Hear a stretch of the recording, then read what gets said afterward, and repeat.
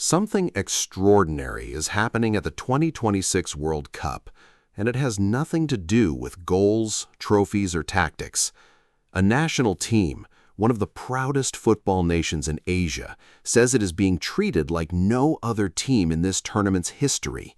And the man leading them has just used a word no World Cup coach has ever used about his own players at a FIFA tournament: oppressed.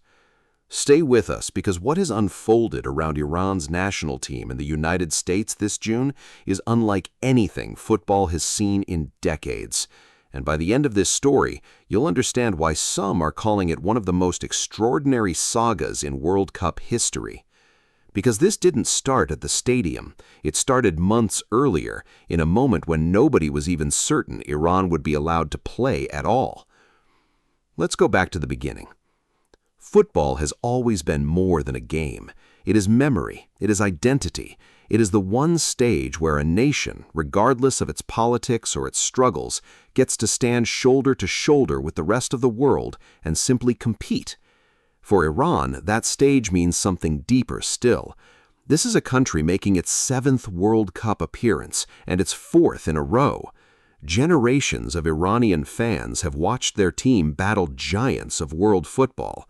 And for many inside Iran, the national team is one of the last unifying symbols left, a source of pride that transcends everything else happening around it. So when doubt crept in over whether Iran's players would even set foot on American soil this summer, the entire football world took notice. Think about what this tournament has meant for Iran across the decades. Since their first appearance in 1978, qualification for the World Cup has been treated almost like a national holiday back home.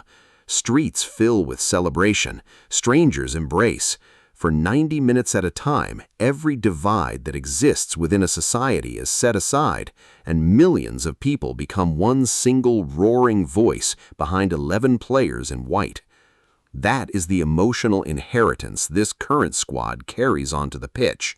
And it is exactly why what happened next felt to so many fans like the unthinkable. Because the story of Iran at this World Cup almost ended before it began. In the early months of 2026, the world watched as military conflict erupted between the United States, Israel, and Iran. The strikes were real, the tension was real, and suddenly a football tournament became entangled in something far bigger than sport. Iran's own sports minister stood before cameras and delivered a stunning declaration. Under no circumstances, he said, could Iran take part in the World Cup, not after what had just happened. For a moment, it looked as though one of football's most loyal nations would simply vanish from the tournament they had fought so hard to qualify for. But that was only the beginning. Iran's players refused to accept that their dream was over. Their national team released a defiant statement that spread across the football world. No one, they said, has the power to remove Iran from the World Cup. The tournament belongs to FIFA, they argued, not to any single country. And if anyone should be in danger of losing their place, they suggested, it should be a host nation unable to guarantee safety for the very teams it invited. It was a bold, almost unthinkable statement, and it set the tone for everything that followed. Behind the scenes, FIFA president Gianni Infantino was working to keep the dream alive. He announced that the President of the United States had personally assured him that Iran's team would be welcome to compete. For a brief moment, there was relief. But relief, as this story shows again and again, never lasted long. Because while the politics seemed to calm, a quieter battle was just getting started, and this one would follow Iran's players for the entire tournament. It began with visas. As Iran prepared for the December draw ceremony in Washington, D.C., the glittering event that would decide their opponents and their path through the tournament, several senior Iranian football officials were denied entry into the United States. Among them was the president of Iran's Football Federation himself. In protest, Iran made a decision that stunned the football world. They boycotted their own World Cup draw. The country that had fought so hard to keep its place in the tournament now refused to even attend the ceremony celebrating it. FIFA was notified, promises were made to investigate, But for Iran, this was only a warning sign of what was still to come. And then, the situation became even more complicated. As the tournament approached, Iran's federation made another extraordinary move. Citing serious concerns over the safety of their own players inside the United States, they began negotiating with FIFA to shift their matches away from American soil entirely toward co-host nation Mexico. Iran's federation president put it bluntly: when the President of the United States himself says he cannot guarantee the safety of a team, he said, that team will not travel to America. It was an astonishing statement for a World Cup co-host to absorb, and it meant that for the first time in memory, a major footballing nation would build its entire World Cup campaign around a country that wasn't even hosting its group. Iran set up camp not in the United States, but across the border in Mexico. And that decision would shape everything that came next. Picture it. While other nations settled into comfortable training bases inside the host country, resting between matches, recovering, preparing, Iran's players were essentially commuting into the World Cup. Under the conditions of their visas, the Iranian delegation was permitted to enter the United States only one day before each match, and once the final whistle blew, they were required to leave again the very same day. No extra night in the team hotel, no quiet recovery session the morning after a brutal 90 minutes, straight from the stadium tunnel back across the border. This is where the human side of the story becomes impossible to ignore. Picture a professional athlete who has trained his entire life for this tournament, who has poured everything into reaching the World Cup stage, only to spend the hours after his biggest match not resting, not celebrating, not reflecting, but traveling. Head coach Amir Galenoui did not hold back. He said his players were, in his words, the most restricted at the entire tournament.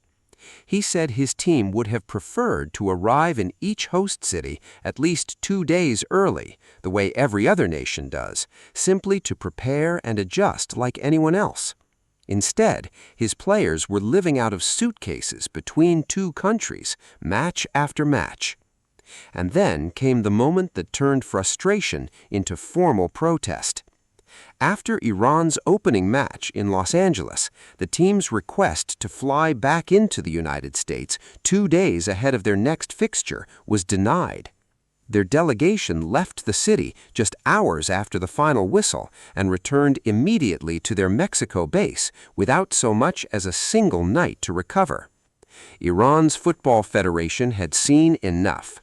They announced they would lodge an official complaint with FIFA, declaring that such conditions were inconsistent with the basic principle that every team in the tournament deserves equal treatment. The United States pushed back, insisting Iran had known the travel terms in advance, but the war of words was already spreading across the football world, and it was only one half of the story unfolding around Iran's World Cup campaign. Because while the travel controversy dominated headlines, something else was happening inside the stadium itself, something far more emotional. When Iran took the field for their opening match against New Zealand at SoFi Stadium, the atmosphere was unlike anything seen elsewhere in the tournament. Outside the stadium, before a ball had even been kicked, protesters gathered to voice opposition to Iran's government. Inside, despite FIFA's rules limiting political displays, fans were seen carrying Iran's pre-revolutionary flag, a powerful and divisive symbol carrying deep meaning for many in the Iranian diaspora. Security staff reportedly asked some fans to cover the symbol. It remained visible across the stadium anyway, on banners, on shirts, in hands raised toward the cameras. Then came the national anthem. As the music played, some supporters turned their backs to the field. Others responded with whistles and boos. For a team already carrying the weight of months of uncertainty, this was the backdrop to their World Cup opener. Think about what that means for the players themselves. These are men who grew up dreaming of nothing more than pulling on the national shirt and hearing their anthem played on football's grandest stage. Instead, they walked out to a soundtrack of division, cheers tangled with jeers, pride colliding with protest, all of it happening at once, all of it impossible to ignore. And it wasn't only happening on the pitch. Among the Iranian diaspora living across the United States, the match became something far bigger than sport. For some, it was a rare chance to cheer for the homeland they left behind. For others, the stadium became a place to make their voices heard about a government they oppose. Two very different kinds of love for the same country, expressed in the very same 80,000-seat arena on the very same afternoon. No team at this World Cup has had to perform under quite that kind of emotional crossfire. And somehow, on the pitch, Iran delivered one of the most dramatic matches of the entire tournament. Twice they fell behind, twice they fought back. The match ended in a thrilling 2-all draw, with Iran showing the kind of resilience that football fans live for. But it wasn't the result that dominated the conversation afterwards. It was a single celebration. When midfielder Mohammad Mohebi rose to head home Iran's equalizer, his celebration, a gesture resembling the firing of a gun, spread across social media within minutes. Opinions split instantly. Some fans defended it as raw, unfiltered emotion in the heat of the moment. Others called for FIFA to step in and review it for disciplinary action. In a tournament already carrying enormous emotional weight for this team, even a split-second celebration became a flashpoint. This is the strange and complicated reality of Iran's World Cup story. Every match carries two storylines at once, the football and everything swirling around it. Now all eyes turn to what comes next. Iran's second group match arrives against Belgium, a team built around the kind of experience and firepower that can punish any sign of fatigue. And fatigue is exactly what concerns Iran's coaching staff most, after a travel schedule that has given their players none of the rest afforded to every other nation in this tournament. Will exhaustion finally catch up with Team Melli? Or will the very chaos surrounding them somehow forge the same defiance that carried them back from 2 goals down in their opener? Nobody knows yet, but one thing is clear. This match will be watched by millions who have nothing to do with football tactics and everything to do with what this team has come to represent. So where does this leave Team Melli as the tournament continues? As of now, FIFA has not publicly responded to Iran's formal complaint. The Department of Homeland Security has remained silent as well. The travel restrictions, as far as anyone knows, remain firmly in place. Iran's players, meanwhile, say they remain fully focused on their football. Despite everything, the politics, the protests, the punishing travel schedule, they prepared for their next Group G fixture the only way they know how, with discipline and determination, training across the border in Mexico before crossing back into the United States once again. Because that, in the end, is what makes this story so powerful. This is not simply a story about visas or flags or politics. It is a story about a group of footballers who refuse to let anything outside the white lines stop them from competing on the biggest stage in their sport. It is a story about a nation's pride riding on the shoulders of 26 players who never asked to become symbols of something so much larger than football. And it is a story that future World Cups will be measured against long after this tournament ends. People may still be debating what fairness on football's biggest stage truly means, whether a team's preparation should ever be shaped by forces entirely outside the game itself, and whether the next host nation, wherever it may be, will learn anything from what Iran's players endured this June. And it is a reminder of something the World Cup has always represented, for better or worse, that this tournament does not exist in a bubble. It reflects the world exactly as it is, tensions and all, hopes and all, history and all.